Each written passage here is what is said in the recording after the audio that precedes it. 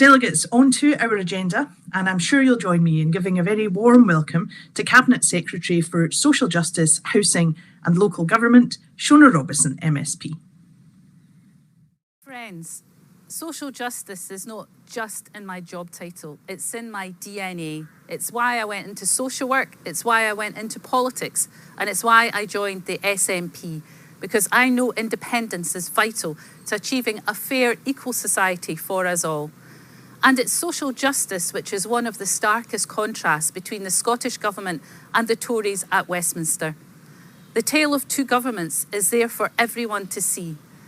Look at their callous attacks on the most vulnerable, the poorest working families, and compare that to the progressive, positive policies of the SNP through our manifesto for a fourth term and through the SNP Scottish Government's programme for government.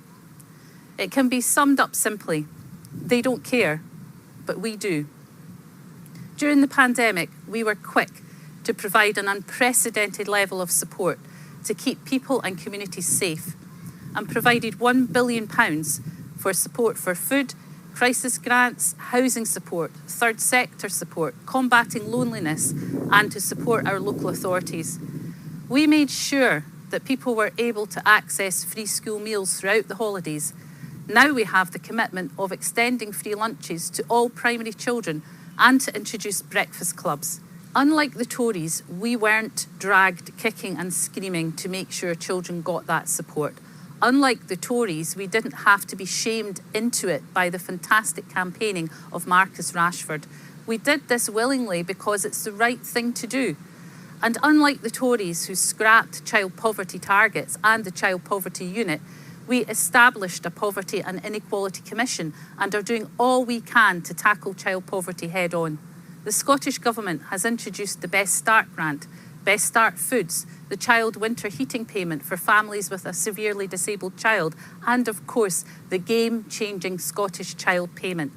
The Tories have given us the bedroom tax, the benefit cap, the 5-week wait for the failing universal credit, benefit sanctions, and the odious cap on children and the subsequent abhorrent rape clause. The Scottish Government are providing a package of support that sees low-income families receive over £5,000 of additional support in the early years of a child's life. Scotland is the only part of the UK with this level of support and a dedicated payment to support low-income families currently for children under 6, then under 16 by the end of next year. Our manifesto commitment to double that payment to £20 in this parliamentary term, 4 times the amount originally called for to tackle child poverty. And delegates, we will do this as soon as possible. Unlike the opposition, who only talk about doubling the Scottish Child Payment, it is this SNP government that will actually deliver the money into the hands of families in Scotland.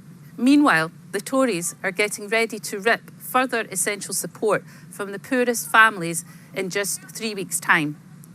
In recognition that universal credit is not enough to live on, the Chancellor admitted he was increasing it, and I quote, to strengthen the safety net. Yet it was under his government's watch that the safety net was weakened. He only raised it as he knew more people would need to rely on benefits during the pandemic and that the amount was not enough to live on. The Chancellor admitted, and again I quote, to benefit our most vulnerable households. Yet they are no less vulnerable now than they were then. If anything, with the impact of Brexit and the pandemic, they are more so. But in 23 days' time, despite the stacks of evidence showing that across the UK, millions of people will be impacted, hundreds of thousands will be pushed into poverty, 60,000 in Scotland, including 20,000 children, the Tories are pressing ahead with the biggest reduction to the basic rate of social security since the modern welfare state began more than 70 years ago. And for those who want us to mitigate every cut the Tories make, I say this: give us the powers to do so. To bring about a socially just Scotland, we need independence and we need the SNP. The Conservatives in Westminster and Holyrood don't want to make our country a greener, better, fairer place for us to live and work. The SNP do. Labour will wring their hands but don't want us to have the powers to make the changes we want to see. Despite their manifesto in May saying they wanted the Parliament to have powers over employment, In June, they refused to join us in sending a letter to the UK government to urge them to do just that. I want our national parliament to have the powers to tackle the drivers of child poverty. I want our parliament to be able to raise the minimum wage to the real living wage and stop insecure employment. I want our parliament to have the full powers over social security to tackle inequality and treat people with respect and dignity.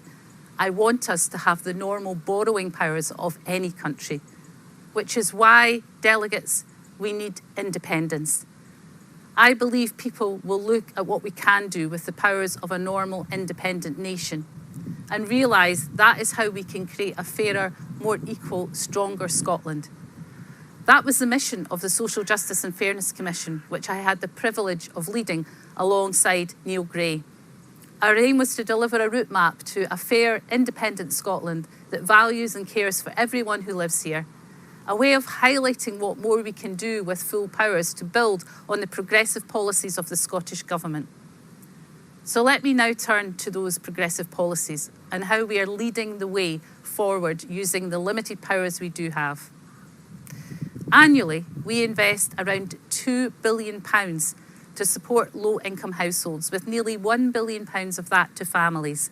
Scotland is the only part of the UK which has a dedicated payment to tackle child poverty head-on, with our Scottish Child Payment already delivering for 108,000 children under 6, and we're on track to roll that out to under 16s by the end of next year. But we decided not to wait till then to support families. We've taken the unprecedented action by introducing bridging payments. That means this year and next, we'll pay an annual £520, the same amount as the Scottish Child Payment, to provide immediate support to around 145,000 children and young people of school age. Alongside the Scottish Child Payment, that's an investment in our poorest children of £145 million this year, both a significant intervention and clear action right now. Another bold and radical area of action is establishing a minimum income guarantee, which has the potential of transforming poverty and inequality to ensure that everyone has enough to live a dignified life. I've already established an expert group, and we had our first meeting to start the process. But that's not all we're doing. Following our election win in May, we've hit the ground running with our aspirations for a fairer, greener, more equal society. We have a raft of measures to tackle poverty and supporting our most vulnerable. Anyone that has been the victim of domestic abuse or sexual violence must be able to get access to the services they need at the time they need it. I'm appalled that we even need such services in the second decade of the 21st century, and especially that we saw that need increase during the lockdown.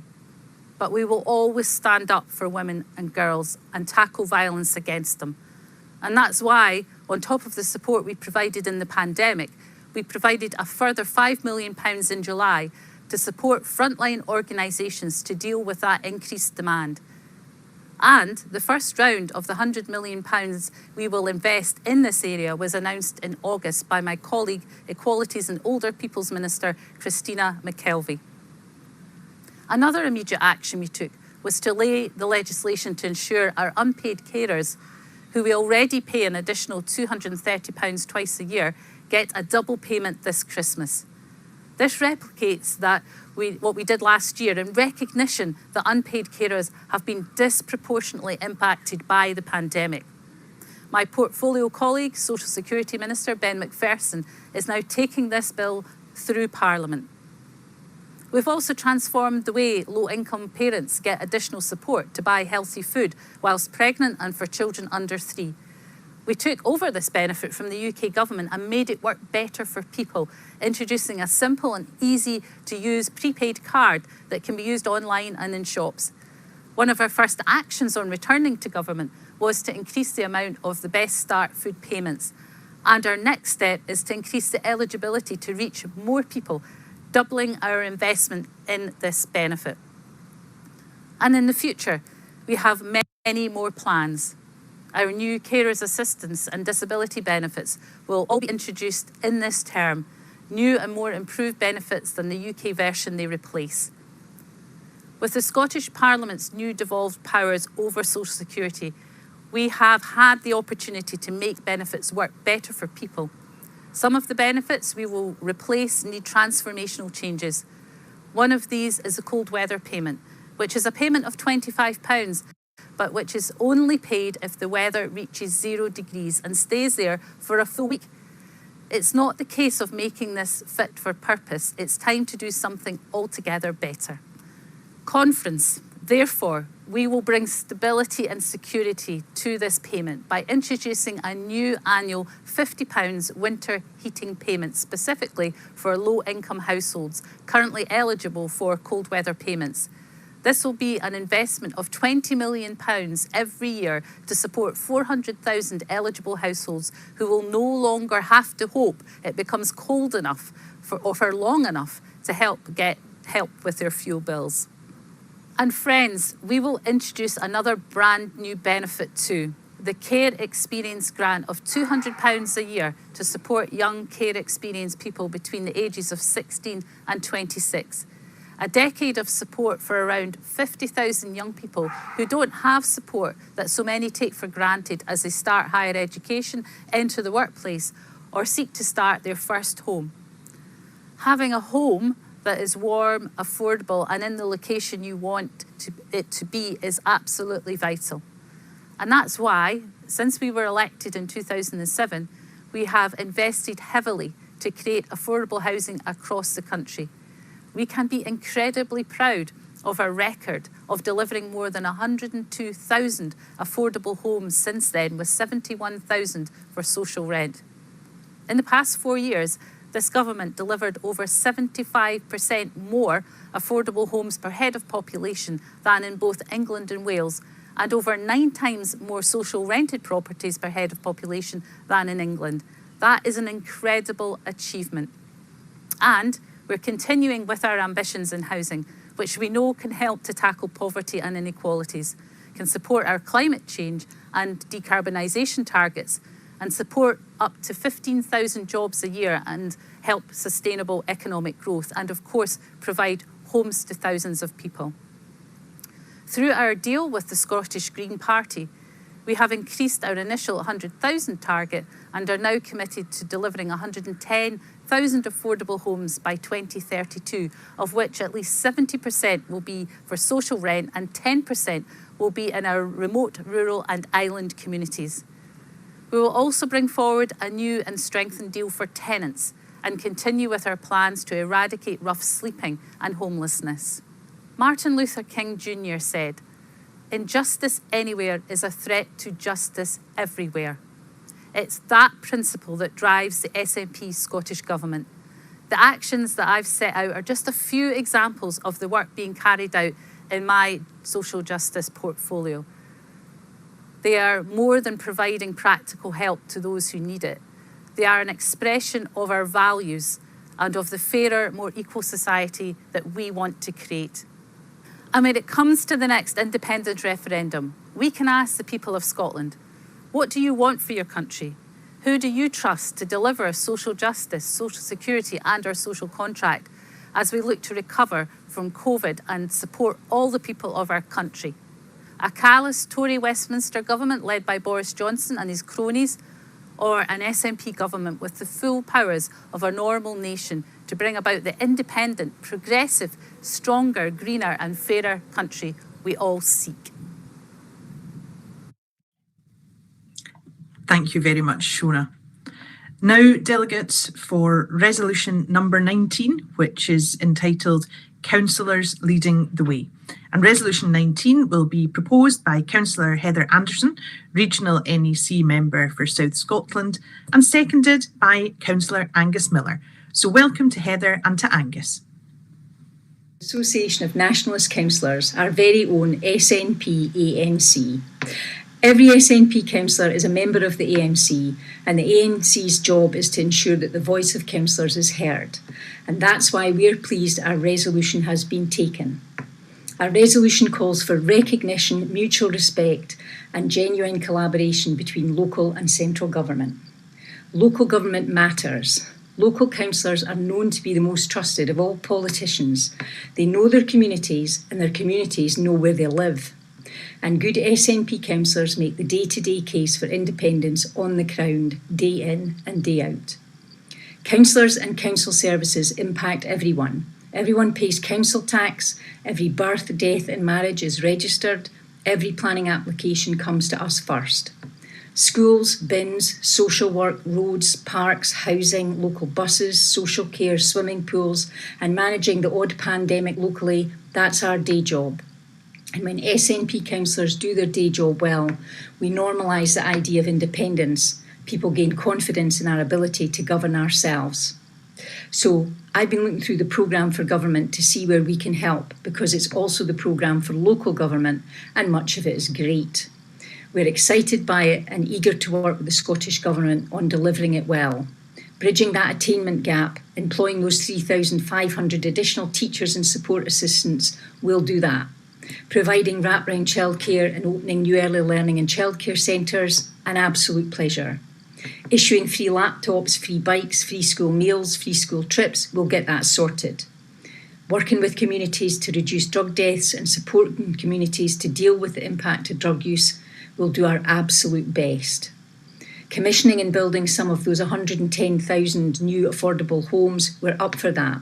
Retrofitting homes and making them more efficient, can't wait to get on with that, especially in rural areas. Growing more food locally, making sure people we care for are better fed, and supporting more local food supply chains. We've been waiting to get on with this for ages. Empowering local communities to take more control over where they live and what they want to see locally. For many of us, that's been our life's work, and we can't believe we get to do it as a day job. Establishing a national care service, well, it will be good to talk. But first, Minister and MSPs, we're on the team. We need to be Team SNP to achieve all we as a party want to achieve. That means working together, developing policies together, and listening to us about how best to deliver those policies on the ground. And there need to be even more of us. In the SNP, we've got 45 MPs, 65 MSPs, and 3 shadow MEPs in exile, and 394 councillors.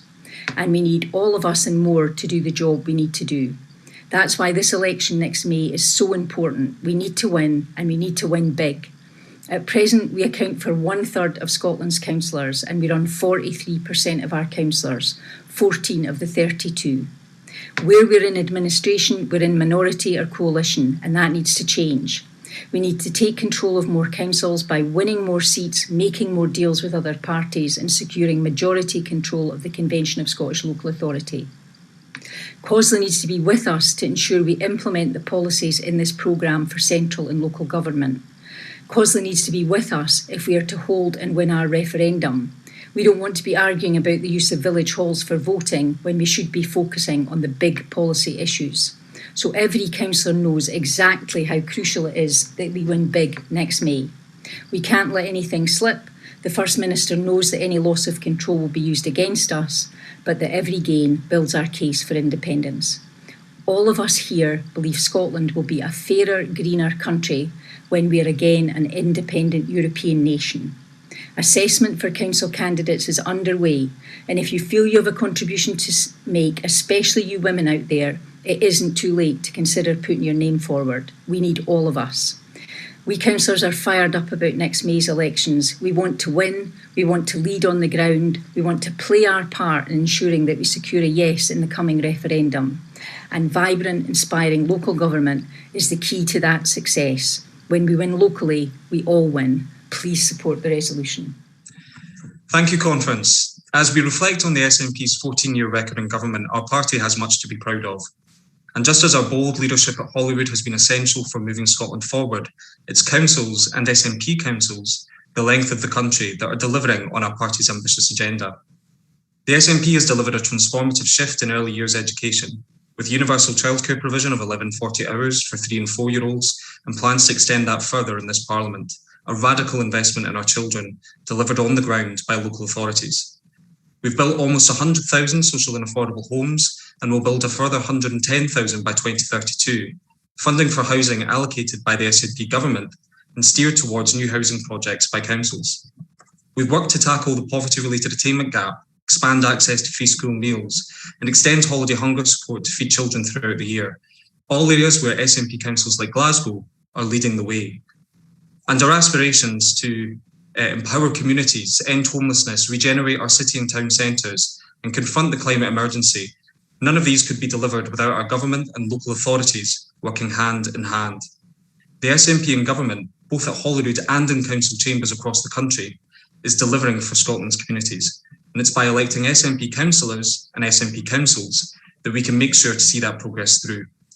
That's progress made despite real challenges, including often difficult financial positions for local government, and of course the impact of COVID-19, which has been so keenly felt in our communities.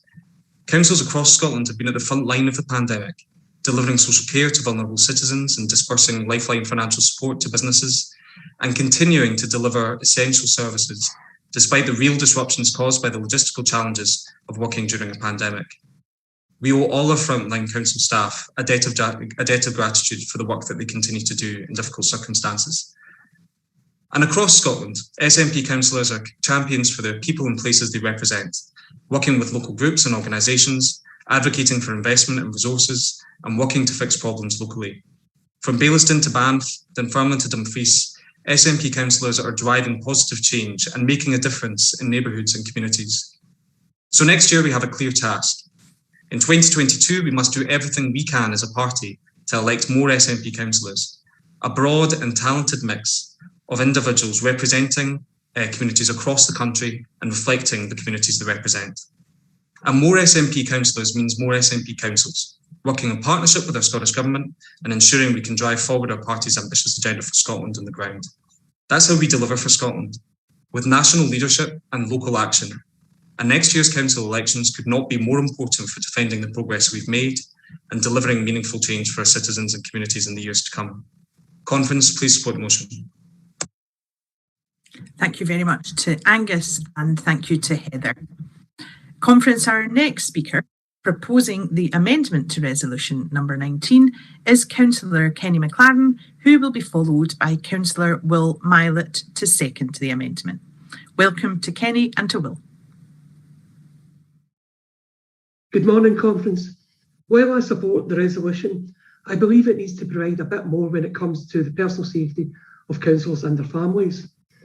It was a fairly recent attack on my colleague and friend, Councillor Will Mylett, that led to Tannahill Branch bringing forward this amendment. As well as seconding this amendment, I'll leave it to him to provide more of the details of the incident and the impact it had on him and his family.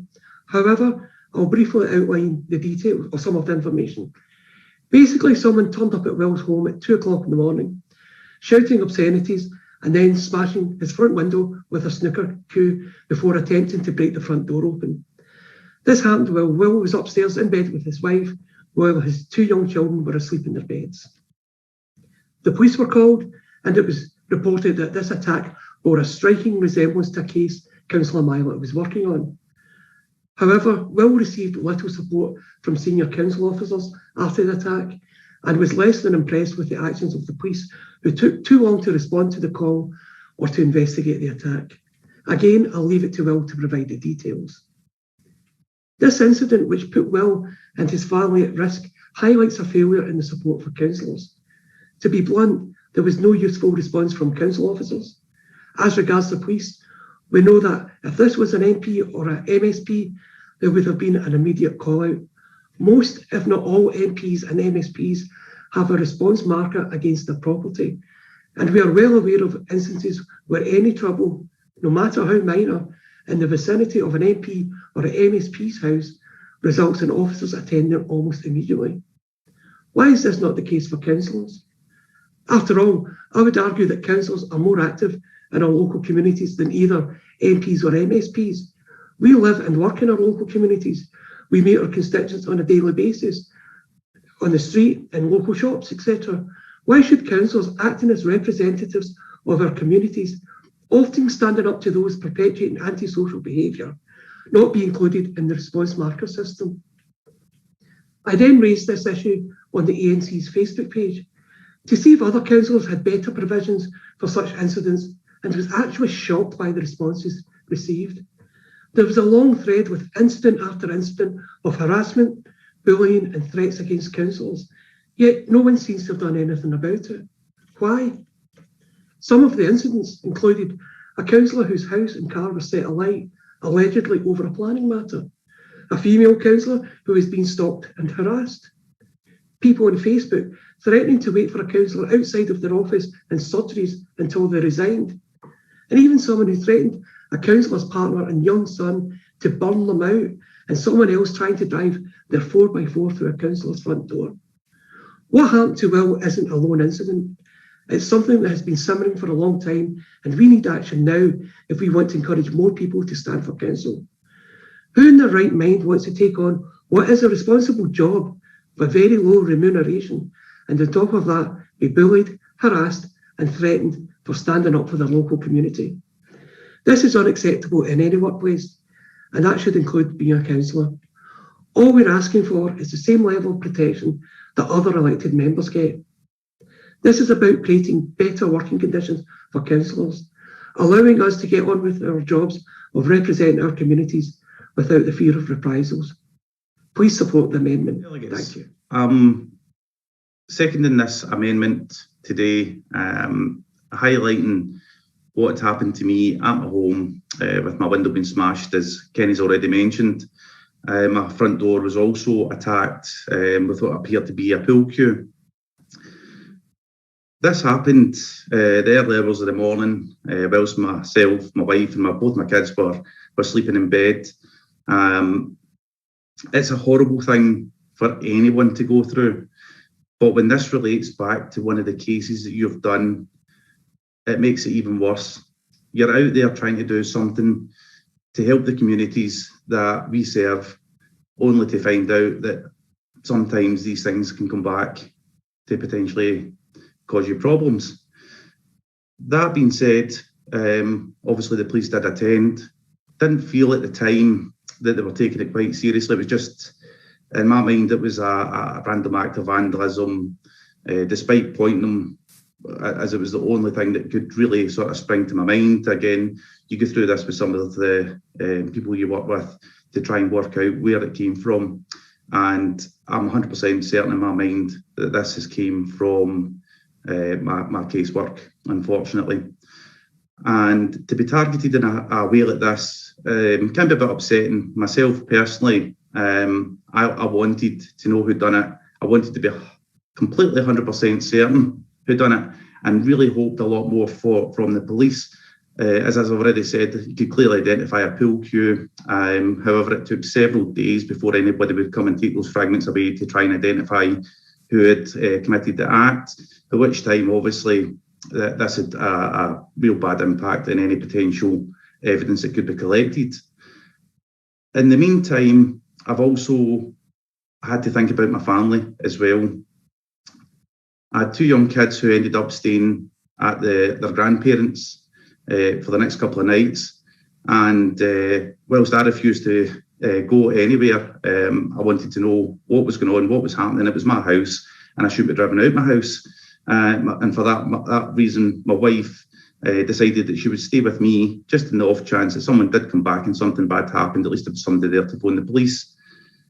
There was also the conversations that also take place that happened with that, and ended up with security cameras having to be installed as the only way that my wife could actually feel safe in her own home again, as well as my kids. So I'll move this amendment and hope that this can maybe help someone else in future. Thank you. Thank you to Will and thank you to Kenny.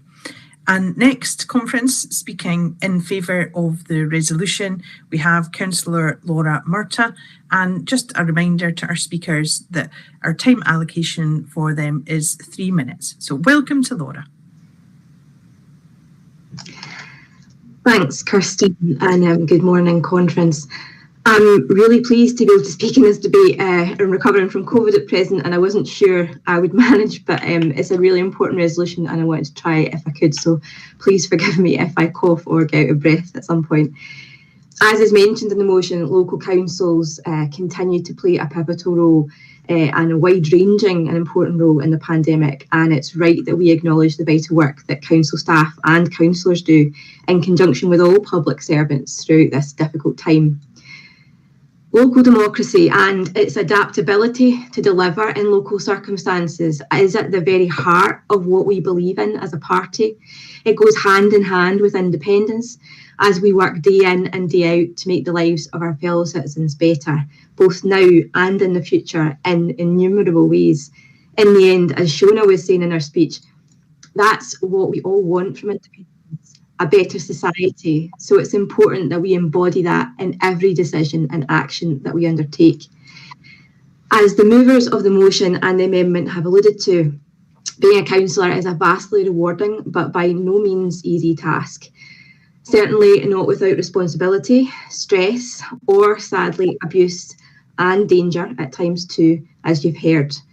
Although we want to focus on the resolution and the positive aspects of the resolution and the vital role of councillors in local government, ANC exec agree with the sentiment of the amendment, and therefore I wish to just speak briefly on the final paragraphs of the original motion, which also pick up on these themes because action is necessary. As ANC's Women and Equalities Officer, I'm doing all I can in conjunction with others to encourage and support those from underrepresented groups to come forward for local government elections. But often, and I'm going to be probably doubtless more open than I should be here, I do so with a heavy heart because I know that so much of the circumstances of local government just doesn't work for a whole host of reasons, for many of those demographics already vastly underrepresented within it.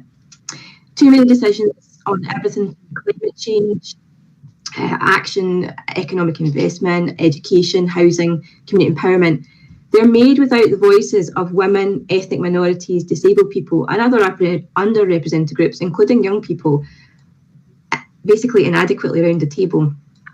At ANC, we're doing everything we can internally, but government-backed action is vital because although we are currently ahead of other main parties, for example, on female representation, without the hope of change, we may well lose many of those talented and experienced women currently struggling with a dilemma of what is right for themselves and their families versus their passionate desire to stay and change things for the better. We welcome the Scottish Parliament election results, but like Parliament, Council needs to be more representative of the communities they serve so that their decisions reflect the lived experience and aspirations of all members of their community. The role of councillors is now very different to the pre-multi-member ward, minority and coalition administration era. We need changes to reflect those circumstances accurately and more support to overcome the real barriers that exist for underrepresented groups, which also rightly will benefit all councillors too. We have a long way to go before the much talked about parity of esteem for all elected members is a reality, and I would echo much of what the movers of the amendment said in that regard. There are hundreds of anecdotes that I and countless others could share, but won't because they'd horrify you. But have I suffered abuse, sexism, threats, hate mail and bullying? Of course. Have I felt in danger or unsafe? Definitely. Have I cried because of the impact on family and the guilt of letting down my own kids? Sure. Have I stressed that childcare responsibilities, time commitments and general costs make this role at times almost unachievable? Absolutely. Is that an uncommon experience? No, not as far as my ANC role tells me. But while these matters have broken through with respect to my parliamentarian's experience and often get public support, councillors have a more challenging task, despite being, as Kenny was saying, less protected and more directly accessible in their communities. The important thing is that across all parties, research is showing us that there is danger of going backwards instead of increasing diversity. And regardless of what our own party does internally, excellent though it may be, we won't recruit our way into diversity in local government if we cannot retain those who are working in this environment and improve their working environment. Conference, SNP councillors are leading the way. The work of local councils is vital and we need to do more to value, respect and improve them. Please support this resolution and the ANC in pushing for more emphasis on the vital role of local government, working in partnership, in step with national government on all areas of policy, whilst pushing for better conditions and greater diversity amongst local councillors. Thanks very much. Thank you very much, Laura, and to all our speakers.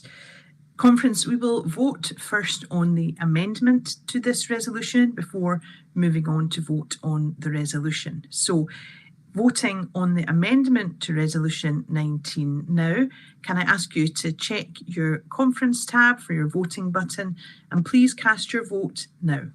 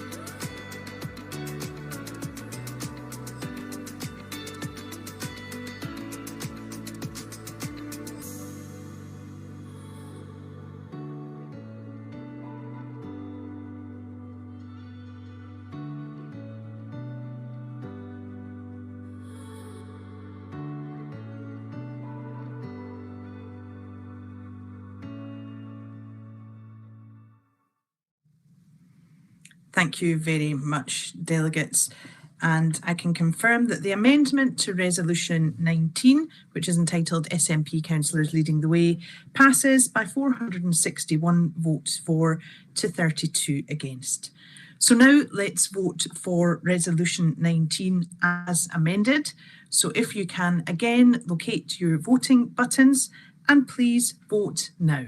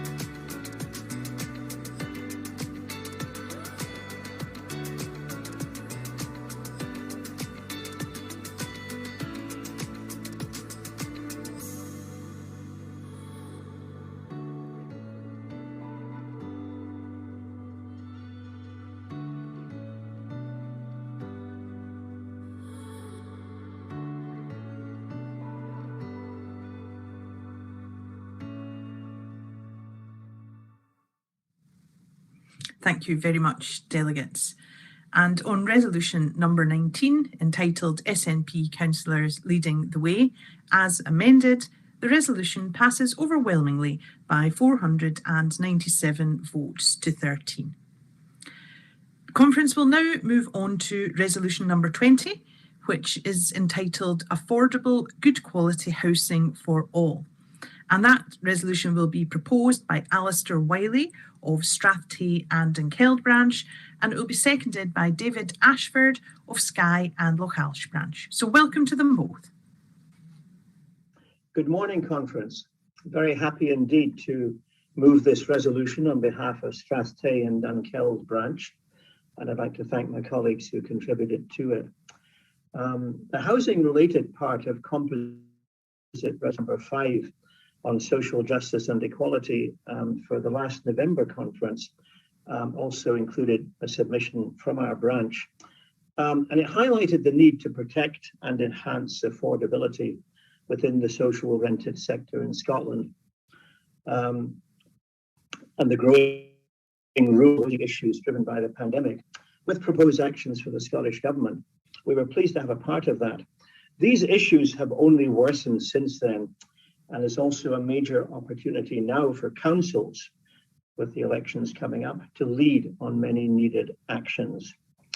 We believe that the 2020 elections provide a significant opportunity to renew the SNP's commitment to affordable, good quality and sustainable housing for all.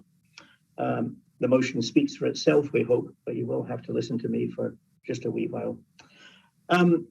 There's a wide range of issues related to that in the motion, as well as welcome recognition of Scottish Government initiatives already taken on the legislative front to address housing and related issues, in particular measures to address the proliferation of short-term lets and unaffordable housing and communities, particularly in semi-rural and rural areas.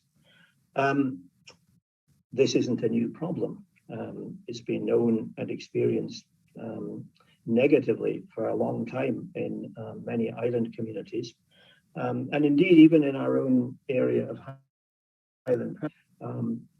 20 years ago, the 2000 census found that in the Aberfeldy area, already 1 in 5 homes were holiday lets. That problem has only grown, and something that we hadn't experienced much at all in Dunkeld has become a reality. Barely a month passes, it seems, when we hear of another residence that's gone to short-term let. The Scottish Government legislation to help councils take measures to address this is very important. And we have some good examples already. It's interesting to note how Edinburgh City Council has approached the new regulations and we discussed them in August, informed by a detailed background paper. They propose moving forward with a short-term let control area to cover the entire council area and put that proposal to public consultation, which is now going on. Just last week, the Highland Council convener said there'd been a massive increase in short-term lets in Strathspey and that the situation was severely affecting the local housing market, arguing with fellow councillors that changing dwellings to short-term lets should require planning permission. We've got much the same situation growing in our own area in Berkshire. Elsewhere in the UK, the motion references measures already put through by the Welsh Government. Local authorities in England, as far apart as Northumberland and Cornwall, are taking action. And indeed, it's already 5 years since famously the town council in Cornwall, after a referendum, banned the building of new builds for second homes. Very encouraging. Here in Perth and Kinross, so far from our Tory-led Perth and Kinross Council administration, the Tory administration, total silence on this subject. Not a sign that they intend to use the powers that they now have been given to do anything about this. A head-in-the-sand approach of this sort by our own council in the face of growing problems in towns such as Dunkeld and Burnham and Aberfeldy and elsewhere in the council area is a disgraceful dereliction of duty. We already have many reasons, of course, why the SNP is working towards regaining control of Perth and Kinross Council, and here is another major one. The resolution proposes that all SNP election measures for the May 2022 council elections should include commitments in the areas of enhancing affordability within the private and rented housing market for local people, young families, and first-time buyers, using local and national taxation systems, using local planning development policy, using planning law, among other things. These are all in the motion, the resolution for you to see. And critically, we believe that every SNP group should, if elected or re-elected, commit to delivering on these issues, including where relevant with COSLA and the Scottish Government. An approach by the SNP in every local authority, which highlights this in every election manifesto, would affirm a set of significant policy commitments in a consistent way and also constitute a major declaration of intent to make a difference, what is arguably the biggest social issue of the day. Delegates, it's a privilege to move this resolution, and I urge you to support it. Thank you very much. There needs to be a realisation that no area in Scotland should be abused by an excess of holiday home or short-term let installations. With the consent of the indigenous communities affected, each manageable area should be defined on a widely distributed map. As for the task of deciding the maximum number of holiday homes or short-term lets allowed in each area, a debate would be needed over a defined period of, say, 6 months, with reviews every 3 years. Beyond those limitations, holiday home owners and short-term letters would be told in the strongest possible terms that they cannot trespass. Any breach would result in a 73% tax liability. The overriding issue at stake here is to find a practical, humane means of preventing further deprivation of the ability for young people to acquire a home. Let us never forget, they are the most important people on our planet. Conference, subject to that, I commend this resolution. Thank you, David, and thank you to Alistair. Conference, our next speaker, speaking against Resolution 20, is Graham McCormick of Helensburgh branch. Welcome, Graham. Now, Graham, I'm not hearing you. I wonder if I can ask you to click the little microphone button at the bottom of your screen and then try again. Okay, sorry about that. Morning, delegates. I support much of this resolution, but as I can't move the remit back, I have to move the direct negative because the resolution's overemphasis on second or holiday homes is wrong. Few of us have ever acquired our first or subsequent homes in the place we want, the size and accommodation we'd like. We have to compromise. But let's agree that everyone is entitled to a decent home within a reasonable distance of work, family and educational commitments. Throughout Scotland, there are thousands of starter homes of at least 2 bedrooms below £120,000. Check the websites. I live in the National Park, and within 4 miles, there are 2 and 3 bedroom terraced houses for less than £100,000 in lovely areas. We are not Wales, a hop, skip and a jump from 4 of the United Kingdom's largest conurbations. The unmet need has been caused through lifestyle changes, the sale of council houses from the 1980s and the refusal of unionist governments to build council houses. Many listening here will have been a beneficiary of that policy as a sitting tenant purchaser, the family of the sitting tenant purchaser, or the purchaser of a former council house. But it is right that the right to buy has been abolished. We know that there is plenty of land because the Scottish Land Commission tells us that 60% of vacant and dilapidated land and buildings in our cities, towns and villages is owned by the public sector. Government could introduce deemed time planning permission for 4 homesteads on part of every farm in Scotland, thus making around 200,000 plots available to help build self-built, social and private rented houses in every rural area. That would cost the public purse next to nothing and would reduce the price of land considerably. To meet the most urgent need, government can buy well-insulated timber prefabricated lodges for £50,000. They're available within 6 months and finished for about £100,000. They're much better appointed than most first-time buyer homes, so why not have a national effort to locate the land and build variations of that type of property in every rural and suburban area which urgently needs homes for the residents that could be sold or rented out by local social landlords. Set up factories in different areas to build them and give a boost to local employment too. If prefabs are good enough for the Japanese, why not us? Let us set up our own national mortgage company, guaranteeing a mortgage for home buyers if English-based lenders won't lend. Lenders don't make losses if they are not greedy. So instead of penalising people from having holiday homes, build the houses required in the areas required. If we focus on it, we could solve the urgent housing unmet need within 18 months and have created sustainable jobs and industries in local areas to constantly address housing supply. Finally, I want everyone to have the opportunity to have a second home so that we can be like the Norwegians. If we introduce AGFR, annual ground, floor and roof rent, the land will be released by the big landowners in every corner of our land. Please reject the resolution. Thank you very much, Graham. And Conference, Graham was our final speaker on this resolution, so we'll move now on to voting. So if you can locate your voting buttons under the Conference tab on the right-hand side of your screen, or perhaps on the bottom of your screen if you're on a mobile device, and please vote now.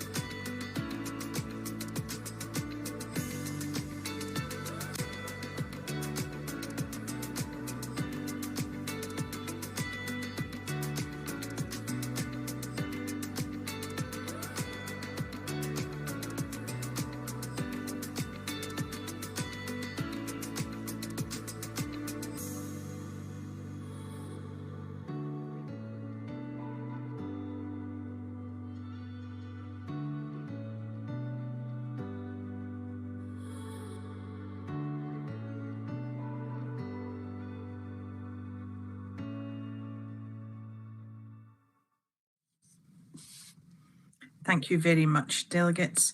And for Resolution 20, affordable, good quality housing for all, the resolution passes substantially by 442 votes to 98. So, Conference will now move on to Resolution number 21, which is entitled Local Authority Funding Ring Fencing. And this resolution will be proposed by Councillor Adam McVeigh and seconded by Lisa Clark of Leith Branch. Welcome to them both. Well, thank you. I really want to start by saying, as the first ever SNP Council leader of Edinburgh City Council, there are fantastic policies being delivered by councils working in partnership with our SNP government. Every 3, 4 and vulnerable 2-year-olds in our city and in our communities right across Scotland has a guarantee of 1,140 hours of nursery provision, thanks to the joint agreement and partnership working to deliver that policy. And that's having a transformative effect for children in all our communities and opening opportunities for parents. And there's a lot of policies to be welcomed that have went through the same process. There's record levels of funding for new council housing, funding to make music tuition free in areas outside Edinburgh and keep tuition free in areas like Edinburgh that already have that. Game-changing levels of funding for active travel investment and record levels of support and investment in social care. And I could go on, but these are just some of the positives that are being delivered in real partnership and making a really positive difference for the people in our communities. And despite all the positives of those programmes and that funding delivered in partnership that are to be welcomed, there is still a residual issue with local government finance. Edinburgh's economy is very strong and very successful, and we need to find a way of harnessing that economic success to better invest in our communities. Of course, as a socially and economically progressive party, we need to see that wealth spread across areas in our country to make sure that no area is left behind.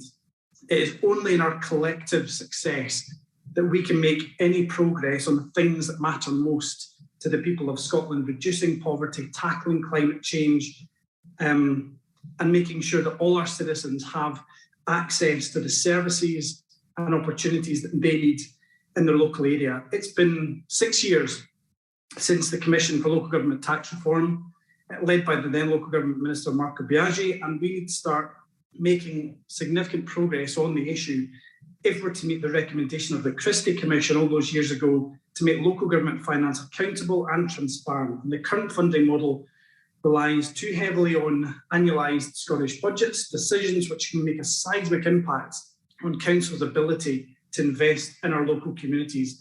No one will pretend that there is a silver bullet to this, and the 2015 Commission on Local Tax made that absolutely clear. But finding an approach that is accountable, progressive, that delivers the funding our communities need will be difficult.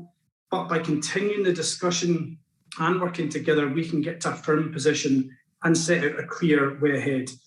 As leader of Edinburgh Council, I spent a lot of time talking about financial flexibilities, although people will know it more by its sexier alias, mainly the tourist tax. And this is a policy that could raise up to £14 million a year for Edinburgh to help pay for local services and also help us manage the hugely successful tourist economy that Edinburgh has become, all for charging less than the cost of a cup of coffee for people who stay here. And we know from our research that tourists would be happy to pay it, would be happy to contribute to the city that they've loved staying in. And we know from our consultation that more than 90% of our residents support this policy and back our plans too. And I'm hugely grateful to the Scottish Government for agreeing to progress this, albeit it's been delayed through COVID. But the question is, should it take so much effort and so many years to deliver policies like this? And my conclusion, Conference, is that no, we should build a more permissive environment so that councils can take decisions for their economies and for their circumstance that's right for them. So I welcome continuing constructive partnership with the Scottish Government to deliver for our communities. We'll continue to work closely together for our communities, and by electing more SNP councillors next year, we can do even more for our communities right across Scotland.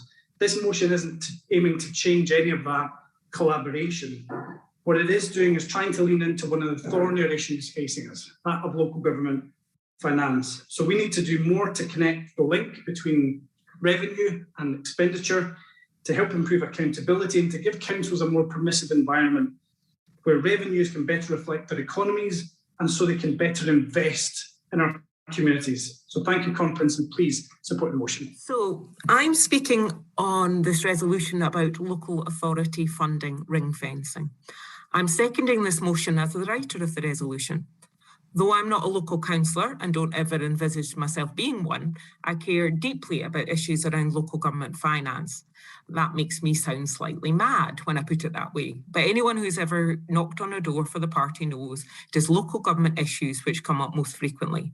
People care about these issues, from the mundane to the bigger issues.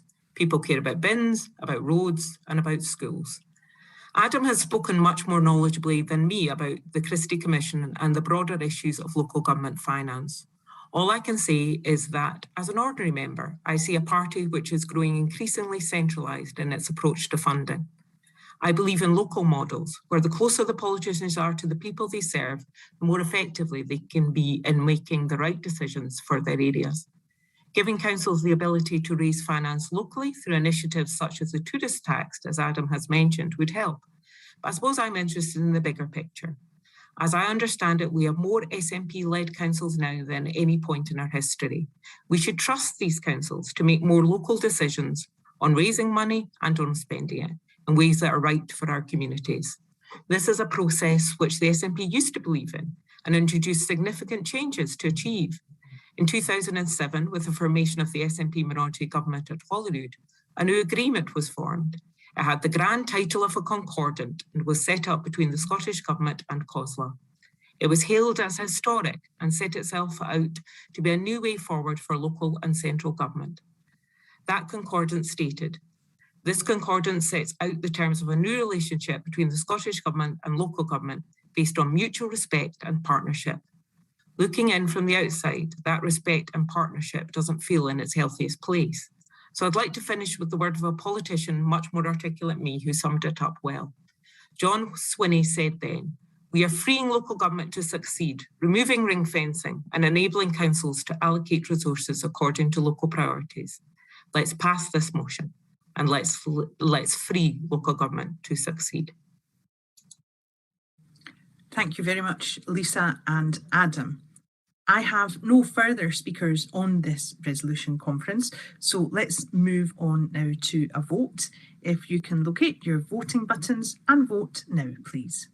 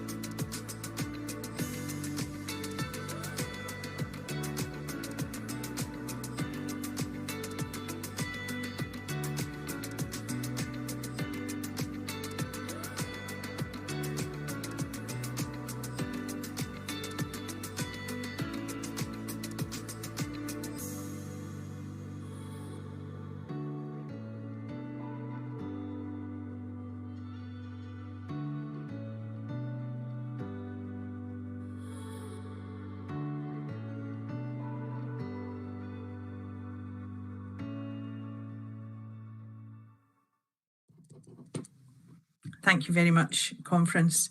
And for resolution number 21, entitled Local Authority Funding Ring Fencing, the resolution passes overwhelmingly by 488 votes to 47. So, Conference, now let's move to the first of our topical and emergency resolutions, this entitled Afghan Refugees. And this resolution will be proposed by Russell McLean of London Branch. So welcome to Russell. Thank you. Conference, it's impossible to talk about the situation in Afghanistan without using the words desperate, awful, tragic, heartbreaking and cruel. 2 weeks and 2 days ago, the world was changed immeasurably through a calculated act of mass murder and terrorism, but we're not here to talk about that. We're not here to talk about the preceding 19 years, we're talking about the last one, and we're talking about the future and how we can make a difference for those that we're indebted to help. The UK Home Office under Priti Patel launched Operation Warm Welcome for Afghan refugees. Sadly, our low expectations will not be exceeded under current plans. The UK government resettlement scheme says it's going to welcome 20,000 people over several years. People, men, women, their children, their families, those that stood by and supported soldiers from Glasgow, Edinburgh, Inverness, Dumfries, England, Wales, Northern Ireland. That's the immediate concern. The 1951 Refugee Convention, based on Article 14 of the 1948 Universal Declaration of Human Rights, recognises the rights of persons to seek asylum from persecution in other countries. The Taliban have simply not demonstrated to the international community that they would respect the continuation of the way of life for Afghan women. Recent bans have already placed limits on whether women can participate in something as simple as sports. Being in government is under question, or even education is now in doubt. Videos from Kabul of women protesting against the Taliban inspires the world for the bravery as they march and are confronted by hostile and armed men who seek to silence their voices, or far worse. In the longer term, I'd love to see every woman, every LGBT plus person, every persecuted person punished for their beliefs be offered asylum in the UK, US, Canada, EU countries, and those that have depended on them in the last 25 years. But in the immediate term, we must insist that the Home Office, the UK Home Office, accelerates and expands their commitment to pay back the debt that we owe these people. And we and the other devolved administrations must be allowed to play our part in this.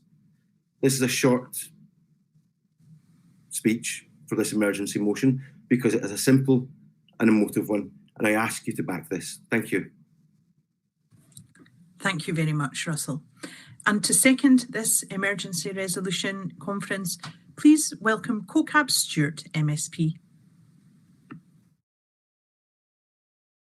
Thank you, Madam Chair. The scenes that we are witnessing in Afghanistan at present depict nothing short of a man-made humanitarian and human rights disaster.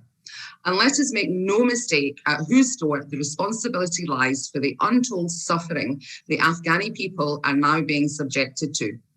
Having invaded the country 20 years ago, the UK and their international partners are now abandoning the very people they have long claimed to be protecting. Just like in Britain's imperial past, the UK has never understood the people or the country they have invaded. There is nothing great about a Britain that abdicates its responsibilities and leaves thousands to the mercy of a cruel and barbarous regime. It is therefore the Tory government's moral and ethical responsibility to offer every support to those who are seeking asylum. They cannot simply abandon those living there. The international community must take in as many people as possible. Of course it must, but it must also do everything it can to protect those who, for whatever reason, remain in Afghanistan. And then we have those Afghanis who are already in Scotland. And Conference, I can tell you, the human cost of this crisis is impacting those people right now across Scotland. I know this because I have met and spoken with members of the Afghan community in Glasgow. The tension in the room was palpable. It was absolutely heartbreaking to hear that many of them did not know if their families were alive or dead, and most of who were at that very moment in time hiding from the Taliban in Kabul. One, a fellow member of the SNP, said that that very morning, the Taliban had come for his brother-in-law, and as he left to meet with the Scottish politicians, he left his wife in tears as she spoke on the phone to her devastated sister. And that's the bit that I think is often overlooked in all of this. People don't leave behind everything they know, their home, their friends, their family, their country. They don't do that unless they are forced to, for fear of their lives. I can tell you, people seeking asylum, fleeing for their lives, it's never a choice. It's always because they have no choice. I'm proud of the fact that these same people were made to feel welcome and safe in my city. It was a privilege to assist some of them in rebuilding their lives. Yet despite the willingness of Glaswegians and other communities around Scotland and across the other nations on this island, the Tories and their disgraceful right-wing ideology is attacking these very people. Let's be clear, the Nationality and Borders Bill that the Conservative Party are currently pushing at its core is an attack on the most basic of human rights, the ability to seek refuge. Let Boris Johnson and his enforcer, the Home Secretary Priti Patel, they are at this very moment trying to criminalise refugees and those who would help them reach safety. A government that is determined to pursue the hostile environment agenda. And Conference, they're not even pretending otherwise. Afghan community representatives have emphasised the necessity for the UK government to put in place a fast-track process for existing Afghan asylum applications in the UK, of which there are over 3,000 at present, and the triggering of family reunion rights, which need to be extended beyond spouses and children under 18. There should be no immigration returns to Afghanistan, nor asylum support cessations or any evictions of Afghanis. We all know, and even the Tory government admits, that it cannot send anyone to Afghanistan anytime soon. Incidentally, and this will blow your mind, Conference, they were sending people back to Afghanistan just 2 weeks before the Taliban took over. But even the Tories know that they cannot do that now. So why are my constituents still living in fear of being sent back? Until they are given refugee status, they are not safe and they will not sleep. And the Tories can do something about that right now. Indeed, even the UK's current commitment to take 20,000 Afghan refugees doesn't tell the whole story. In reality, the UK has only committed to 5,000 Afghans in 2021, and this is woefully inadequate. Instead of sheltering the most vulnerable, the new UK immigration agenda aims to criminalise refugees who arrive on our shores by irregular means of travel. Compare that to the Scottish Government, which has used the Refugee Convention and human rights as the foundation of the new Scots refugee integration policy, with dignity for all at its core. The UK Government must hold true to its international obligations under the Refugee Convention and the Global Compact on Refugees. Anything short of this would be a complete moral failure and a clear demonstration that you cannot trust the UK when you need their support the most. I ask you to support this resolution. Thank you. Thank you, CoCab, and thank you to Russell. Conference have no further speakers on this topical resolution, so let's move now to voting. If you can please vote now.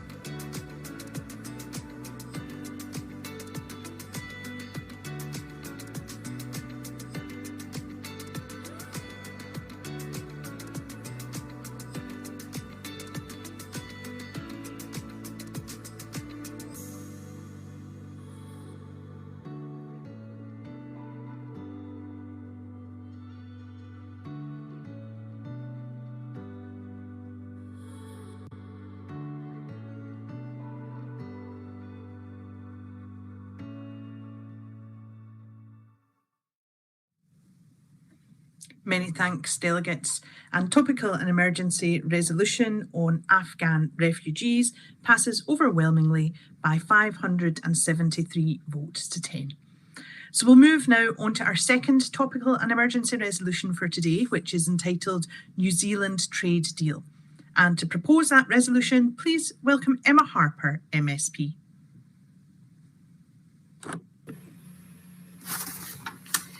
Thank you, Kirsten. Good morning, conference. I'm speaking to this resolution today to urge you all to get behind our Scottish farmers, and yet another trade deal is hastily completed without proper consultation or scrutiny. There is no trade deal that makes up for what Brexit has taken away from us. We've had access to a market on our doorstep, 500 million people, our closest neighbours, our 27 closest countries with tariff-free access. Experts have already dismissed this New Zealand trade agreement as minuscule, saying that it merely serves as something the UK government are doing to just strike trade deals in a desperate attempt to claim as another Brexit win.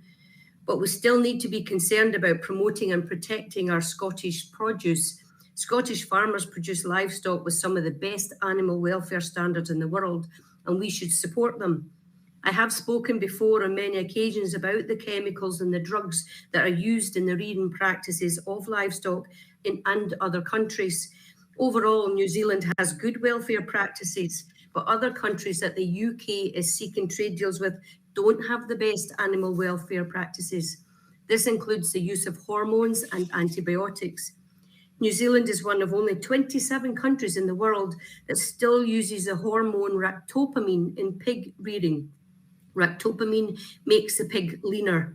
It's been banned in the UK since 1999. And antibiotic resistance is also a concern. Careful use of antibiotics, not blanket use, is best. I recognise, and I want to make it clear, that I'm not against free trade deals, but I recognise there are ways of liberalising trade policy which do not sell out our Scottish food and drink sector.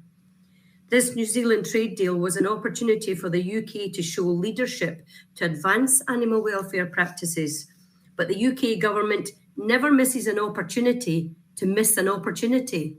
All they care about is the appearance of a Brexit win.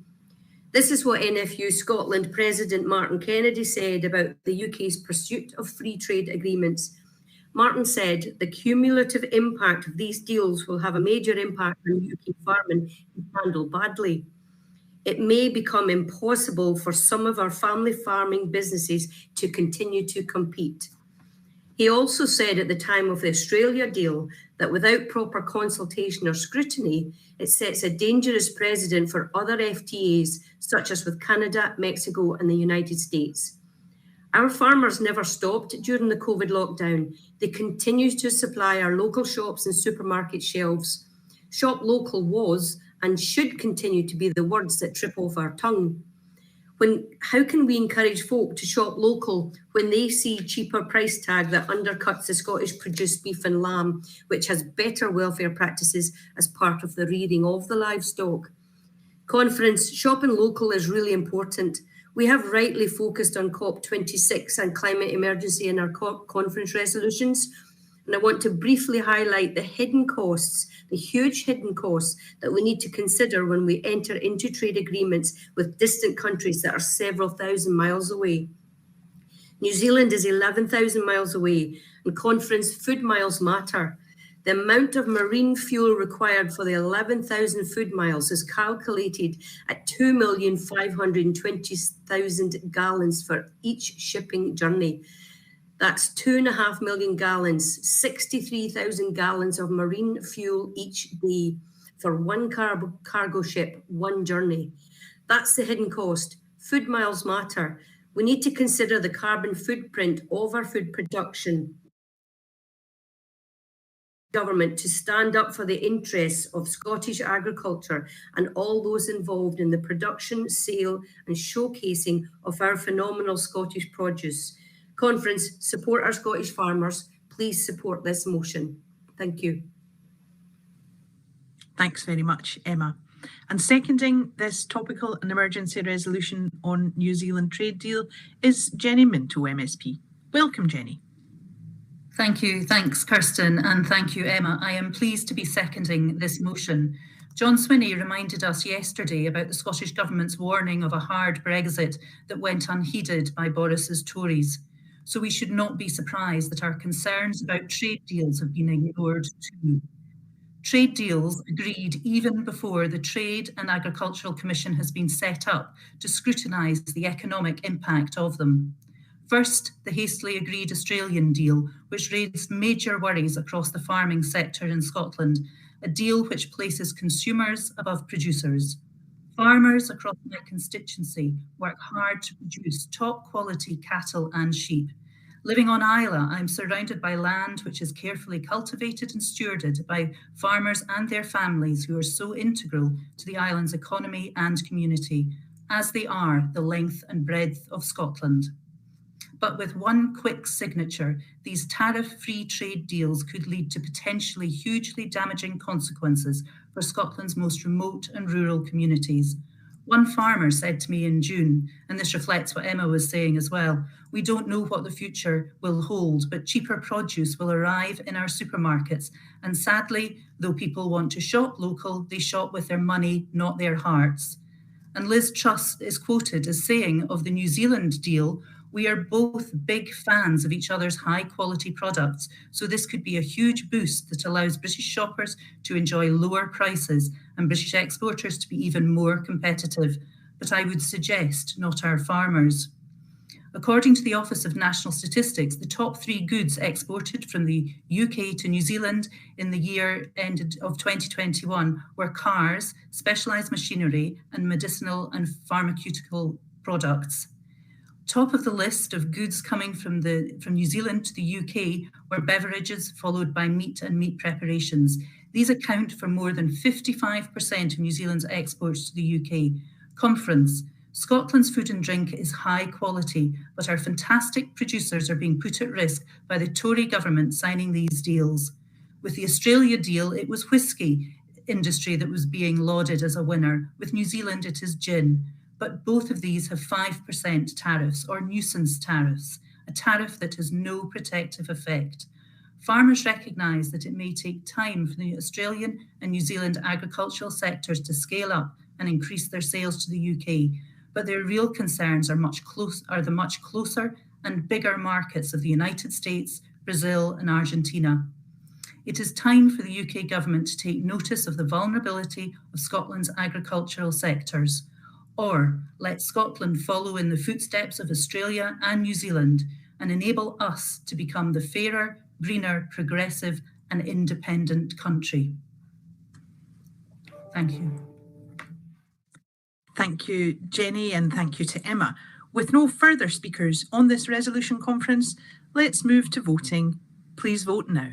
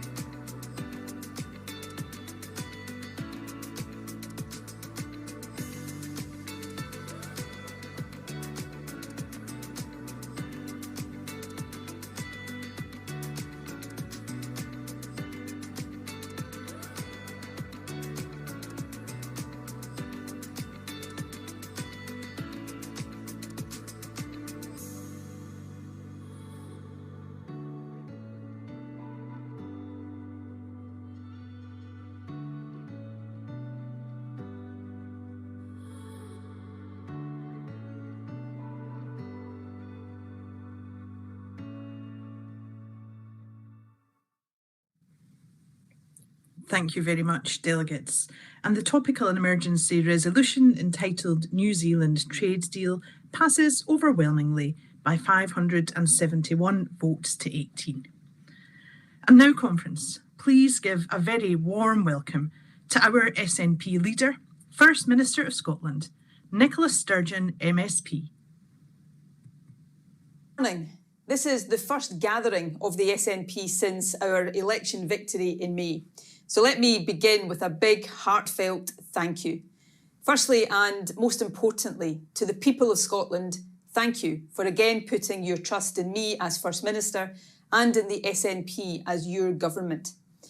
As I say often, we don't and won't get everything right, but I give this guarantee. We will work as hard as we can to make your lives better and retain your trust. And thank you to SNP members across the country. You did so much to secure victory in what was an election like no other. You are the heartbeat of our party. You know, in recent months, I have attended far too many funerals of much loved party stalwarts. We miss all of them. Most recently, the SNP family bid farewell to our dear friend and sheer force of nature, Callum Cashley, taken from us far, far too soon. Callum wasn't a household name. He wasn't an MSP or MP or councillor. But his tireless, energetic contribution to the cause of independence was immense. His brother said of him, "My brother was a man driven to see Scotland become all it could be. It wasn't just an independent Scotland he longed for, it was a better Scotland." Callum, like all of you, worked day in, day out to bring about that better country. Let us now take inspiration from his life and resolve that everything we do will be dedicated to making Scotland all it can be. And that word, all, is really important. It is about everyone in Scotland. It is about those born here and those who honour us by making this country their home. The Scottish election in May was the first time refugees and all foreign nationals with leave to remain had the right to vote. That was important for its own sake, but it is also a symbol of the country we are seeking to build. Open, welcoming, diverse. Refugees from Syria and elsewhere have settled in Alloa, on Bute, in Glasgow, in the Highlands, and many, many places in between. They are a part of who we are. They enrich our society in so many ways. We should take pride from the fact that people who came here to escape persecution and war could, often for the first time in their lives, exercise what should be a universal democratic right. You know, one of the lessons that humanity seems destined to have to relearn time and again is that the rights we enjoy today can never be taken for granted. That feels especially true right now. But sadly, for many people across the world, especially women and girls, these rights are still a distant aspiration. Not just the right to vote, but the right to go to school, to freedom of expression, to be treated equally. In recent weeks, we've all heard heartbreaking stories from Afghanistan, and we have witnessed scenes of extraordinary bravery. People risking all in desperate attempts to save their children. Women demonstrating in defence of the most basic rights in the face of a truly barbaric regime. We can only imagine the courage that takes. In Scotland, we are committed to welcoming and supporting those fleeing the Taliban. The UK has a heavy responsibility, particularly to those who supported British interests over the past 20 years and now face mortal peril. They must not be abandoned. There must be a credible plan to bring each and every one to safety and security. And we also have a continued moral and humanitarian obligation to provide hope and support to those who remain, particularly those striving to preserve the progress of the past 2 decades. The Afghan crisis has also shone a spotlight on the UK government's wider asylum policy. Now, I know that speaking out about this issue is not always popular, but offering asylum to those in dire need is an expression of our common humanity. The UK government's Nationality and Borders Bill fails that basic test of humanity. It could criminalise those seeking sanctuary from oppression simply for claiming asylum. The UN Refugee Agency says that the bill would violate the 1951 Refugee Convention. These proposals are a stain on this Westminster government. They run counter to the kind of country we are seeking to build, and I look forward to the day when our asylum and migration policy is decided here in Scotland, not by a government in Westminster that sees it as an opportunity to show how tough it is rather than how much it cares. Friends, in May, the people of Scotland did place their trust in us again, in our values, our beliefs, in our welcoming vision of Scotland, and in the practical actions we are taking to improve lives. Their verdict was decisive, and it was truly historic. Judged by any standard of democracy, our victory in May represents an unarguable mandate to implement the manifesto that we put before the country. And that is what we intend to do. It is called democracy.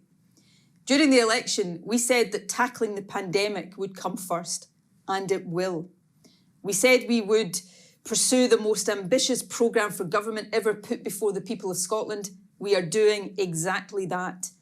And we said that when the COVID crisis has passed, we would give the people of Scotland the choice of independence, and we will. Let me take each of these in turn. As First Minister, my overriding priority every single day is to keep Scotland as safe as possible. Leading this country through the COVID crisis is the most important job I have ever had. It has dominated my life over these past 18 months, as it has done for most of us. It will continue to do so for as long as necessary. Earlier this year, vaccines gave us renewed hope, and they are providing us with life-saving protection. But just as vaccines have been a positive game changer in our battle against COVID, the much more transmissible Delta variant has been a hugely negative one. The recent sharp rise in cases in Scotland, though we hope it is now slowing down, is a reminder of the risks we still face. The collective national effort over these past months has been nothing short of extraordinary. I'm acutely aware of the sacrifices people have made and the hardships many are still enduring. I will simply never find the words to adequately express my gratitude. But that great national effort is needed still. To save lives and protect our NHS, we must drive infections down again. The government must lead, and it will, but we need the help of every person and every business across Scotland. And vaccination is key. Getting vaccinated is the most precious gift any of us can give our loved ones. It makes us and them so much safer. To the millions across our country who have rolled up their sleeves, thank you. To those who haven't done so yet because you're worried about things you've heard about vaccines, it's not too late. Please drop into a clinic and speak to an expert. I am confident they will put your mind at rest. But lastly, to the small but noisy minority who knowingly spread fear and misinformation about vaccines, I say this: stop being selfish and irresponsible. Stop putting the health and well-being of the country at risk. It is time to cease and desist. Getting vaccinated is an expression of love and solidarity. It is about helping each other and helping our National Health Service. Now, we do still have difficult days ahead of us in our fight against this virus. My job in steering us through is not to do just what is popular. It is to do what is right to keep us as safe as possible. No responsible leader should give false assurances. But as we head into winter, our objective is clear. It is to get and keep infection down while keeping our economy and our society open. Our chance of success depends on all of us. We need to keep doing the basic things that we know reduce the spread. So as well as getting vaccinated, please keep wearing your face masks, keep washing your hands, keep windows open when you gather indoors, keep a sensible distance from people in other households, and keep working from home if you can. All of these basic mitigations make a difference. So too will the limited system of vaccine certification approved by Parliament last week. I hope it won't be necessary for long. But if the simple act of showing that we've been vaccinated helps keep businesses open and our lives free of restrictions, then I believe it will be worth it. The sacrifices we are all being asked to make now may not be as great as a few months ago, but I know they're still hard. They also make a big difference. So let's keep going. And soon I hope we can look ahead with much greater confidence to better days ahead. The pandemic really is one of those rare moments in history when there is intense focus both on the world as it is now and how it could be in future. In Scotland, as elsewhere, this is a time for reflection, for hope, and for action. We are, in some ways, a very young democracy. Our Parliament is just over 20 years old. It was brought into being by an overwhelming desire for a better country and a belief in the value of self-government. At the birth of our Scottish Parliament in 1999, there was a powerful sense that cooperation and not just confrontation was the best way forward. That is the spirit in which we embark on this new phase of SNP government. We seek to do so not as triumphant victors, but as constructive partners, standing proudly and strongly for what we believe in, yes, but debating difference with civility and respect, and seeking as much common ground as we can find. I believe that's what most people in Scotland really want. And to be frank, it's what is badly needed as we face up to the great challenges ahead. Honest reflection is important for any party, even after election success.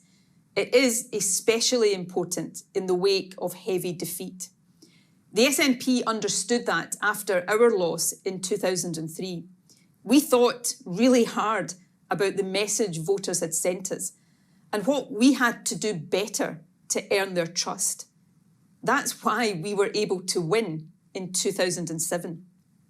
It utterly astonishes me, baffles me completely, in fact, given the number and scale of their defeats, that Labour, the Tories, and the Liberal Democrats show absolutely no inclination to do likewise.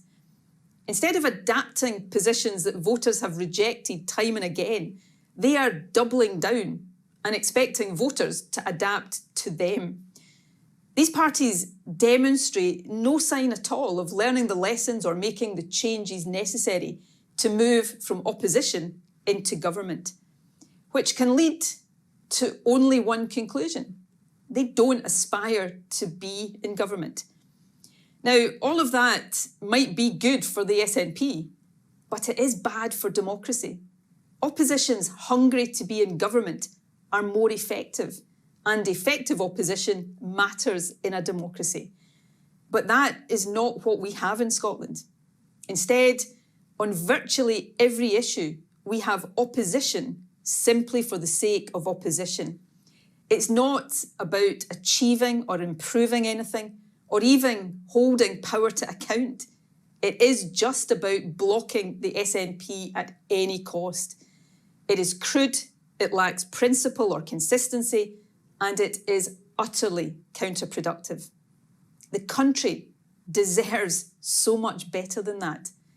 The times we are living through and the challenges we face demand a better way of doing politics. That's why, after this election, instead of taking what might have been the easy option to carry on as before, we decided to be bolder and seek cooperation with the Scottish Greens. I am delighted that we were able to reach an agreement. It means a change of gear for our Parliament and our country. It means, after 3 terms of government, that the SNP is not simply resting on our laurels. Instead, we are challenging ourselves in the interests of those we serve. And it means a renewed spirit of cooperation from 2 parties interested, above all, in changing our country and the lives of everyone who lives here for the better. That ambition and determination is evident in the programme for government I set out to the Scottish Parliament last week. A programme to kickstart and drive recovery from COVID and to build a greener, fairer, better future. At the heart of the programme is our National Health Service. The NHS is our most precious public service, and once again I pay tribute to the incredible efforts of all those who have worked heroically to tackle the pandemic. That work continues. Because of COVID, the NHS is facing more intense pressure now than it has done at any time before. The single most important job that our government has at this time is to support it through the difficult winter months that lie ahead. It is one we will do with the utmost sense of responsibility. But we must also look ahead and rebuild. So we are implementing an NHS recovery plan. It will be supported by record investment. By the end of this Parliament, the frontline health budget will be at least £2.5 billion higher than it is today. We will also undertake the single biggest public service reform since the founding of the NHS, a new national care service. Just like the creation of the NHS in the wake of the Second World War, the National Care Service will be a fitting legacy from the trauma of COVID. It will enhance the reliability, the quality and the consistency of care and ensure that social care workers are better rewarded and treated with the respect they deserve. To support the reform, we will increase funding for social care by at least £800 million or 25% over this term of Parliament. Of course, last week, the Tories announced a UK-wide hike in national insurance contributions. It doesn't just breach their own manifesto, it hits young people and those on lower incomes hardest. It fails the basic test of fairness. The SNP has taken a different approach. With the very limited tax powers at our disposal, we introduced an income tax system with fairness at its heart. Those on lower incomes pay less, while those with the broadest shoulders pay a bit more. It is progressive, transparent, and it demonstrates clearly the very different vision of society we in the Scottish Government have from those at Westminster. The pandemic really has shone a harsh light on the deep inequalities that exist in our society. That is why the Scottish Government is giving money directly to those who need it. Our unique Scottish Child Payment already pays £10 per child per week to low-income families with children under 6. By the end of next year, we will extend it to all children in low-income families under the age of 16, with bridging payments between now and then. And we intend to double the payment from £10 to £20 a week just as quickly as we can. Now, we know we have much, much more to do, but the Scottish Government is lifting children out of poverty. Shamefully, Boris Johnson's government is about to do the reverse. In just a few weeks' time, the Tories intend to cut universal credit by £20 per week. This will be the biggest overnight reduction to a basic rate of social security since the 1930s. It will affect millions across the UK and hundreds of thousands here in Scotland. In Scotland alone, it risks pushing 60,000 people, including 20,000 children, into the formal definition of poverty. Most of those affected are either in work or not able to work due to health or caring responsibilities. The loss of more than £1,000 a year will be utterly devastating. It will quite literally take food out of children's mouths. It will drive people into debt and in some cases to destitution and despair. And the Tories know all of this. Here's what a UK government official has said, and I'm quoting: "The internal modelling of ending the universal credit uplift is catastrophic. Homelessness and poverty are likely to rise and food bank usage will soar. It could be the real disaster of the autumn." In my view, to even contemplate a cut like this displays a lack of basic understanding of the reality of life for those on the breadline. Or maybe it's actually just a lack of care. But to go ahead and implement this cut would expose an absence of basic humanity and moral compass. Now, it's no secret that I am not Boris Johnson's biggest fan, and no doubt that feeling is mutual. But I really struggle to believe that anyone's conscience would allow them to proceed with this. So if this deeply cruel cut does happen, the only conclusion it will be possible to reach is that Boris Johnson simply has no shame.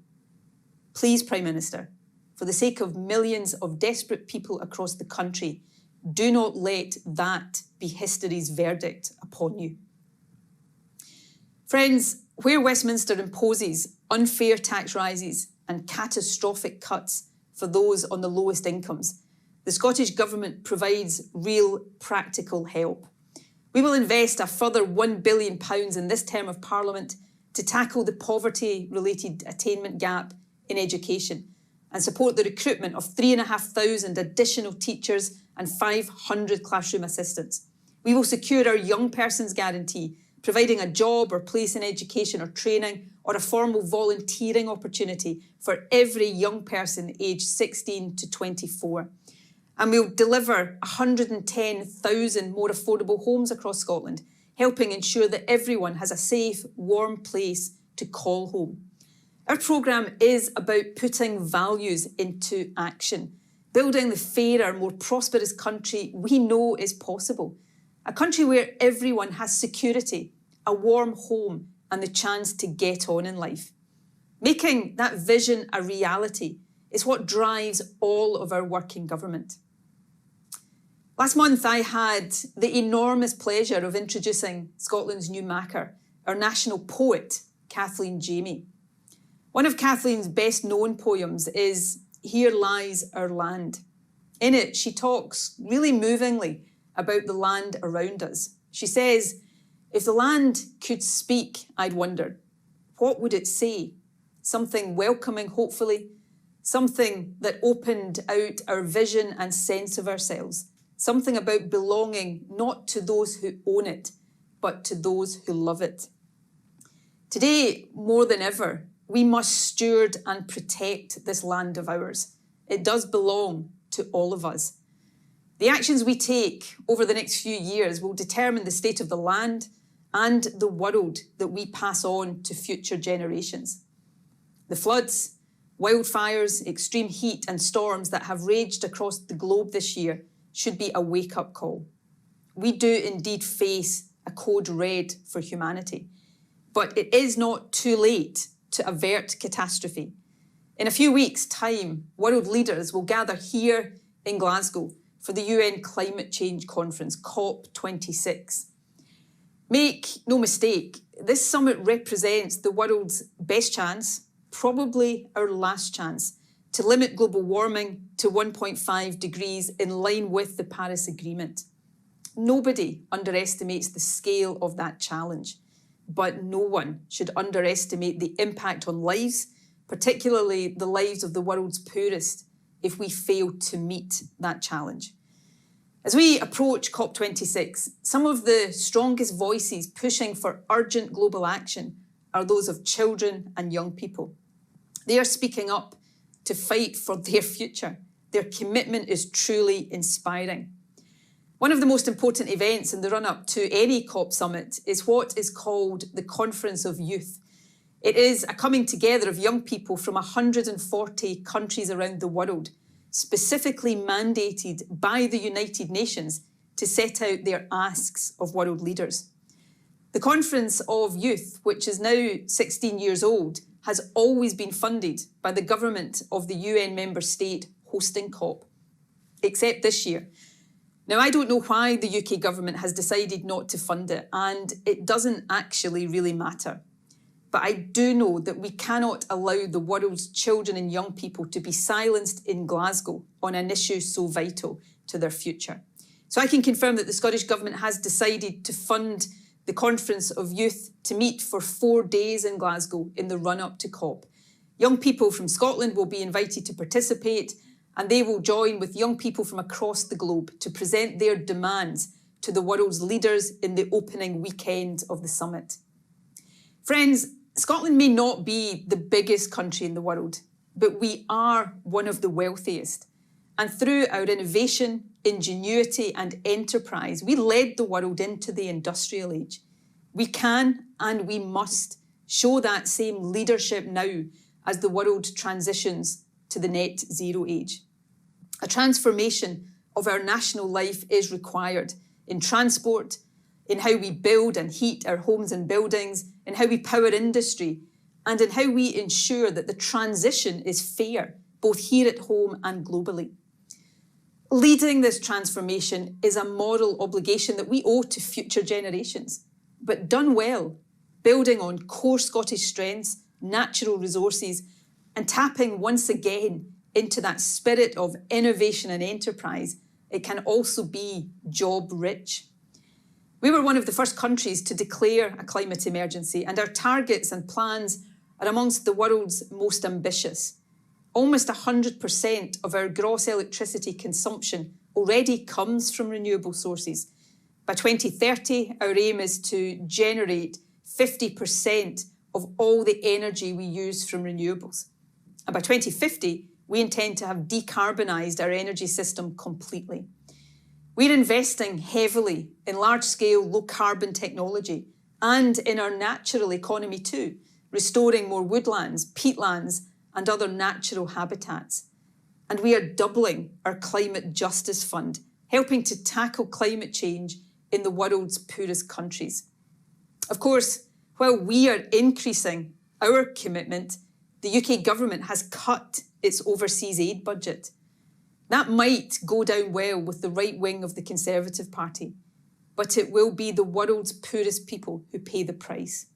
And it is, of course, part of a bigger picture.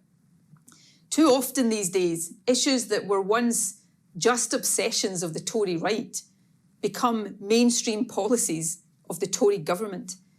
These policies are then imposed on Scotland completely against our wishes. Brexit is a case in point. It is now the defining article of faith for the hardliners in charge of the UK government. Against Scotland's will, we have been taken out of the European Union and the European single market. The obsession is now so dominant in Tory ranks that they imposed a hard Brexit right in the midst of a global pandemic when people and businesses were at their most fragile and vulnerable. It was an unnecessary and truly unforgivable act. And the impact is now being felt. The short-term damage is all too real. Brexit is a direct Tory hit on some of Scotland's key strengths. Our world-leading food and drink sector has been knocked for six. Our brilliant universities have been damaged. Manufacturers face increased costs. The impact on daily life is becoming clear. There are already shortages of some foods. Yes, really, food shortages in one of the richest countries of the world. That is what this Tory government has done. And there may yet be worse to come.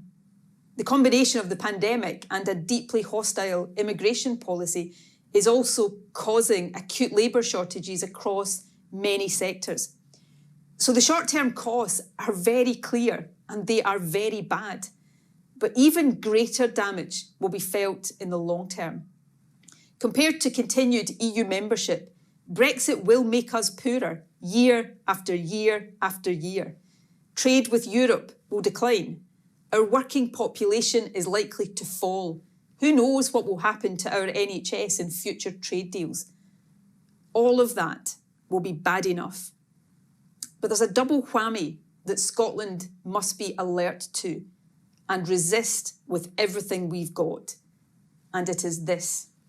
Westminster will use all that damage that they have inflicted as an argument for yet more Westminster control.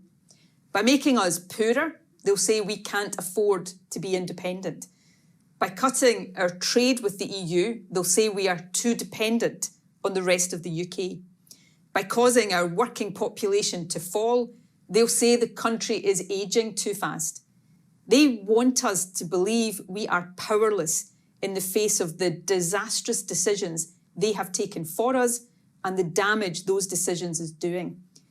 They want us to look inwards, not outwards. And the reason for that, they know and are utterly terrified by the prospect that when we look outwards, we see all around us the evidence right there in front of our eyes, the evidence that independence works. For countries of Scotland's size, independence works.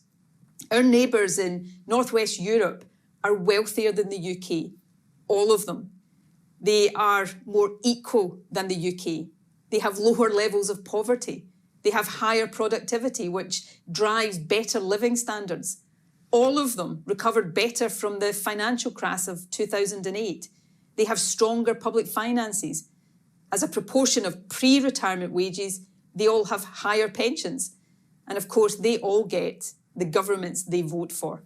In measure after measure after measure, the evidence is overwhelming and conclusive. Independence works. It works for Denmark, for Ireland, for Austria, for Norway, for Finland, and for so many others beside.